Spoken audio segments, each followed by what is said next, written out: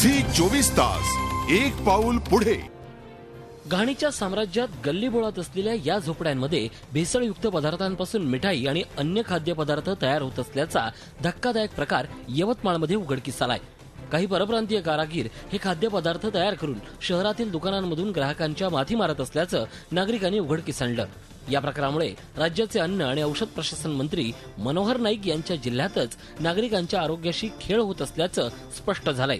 गल्लीबोळ्यात आणि घाणीच्या साम्राज्यात खवा, पेढा, बर्फी, जिलेबी या प्रकारचे दूषित अन्न स्ट्रीट मार्टमध्ये विकल्या जात आहे।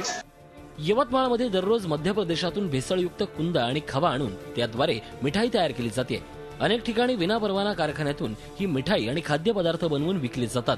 मात्र या प्रकाराकडे अन्न आणि औषध प्रशासनाकडून कानाडोळा केला जातोय। हे सगळे अन्नपदार्थ जे आहेत ते अस्वच्छ याच्यामध्ये तयार केले जात असल्याचं त्यांना लक्षात आलं, तर तेही अन्नपदार्थ जवळपास 18,000 रुपये किमतीचे अन्नपदार्थाचे नमुने घेण्यात आलेले आहेत आणि तो साठा जो आहे तो आम्ही नष्ट केलेला आहे।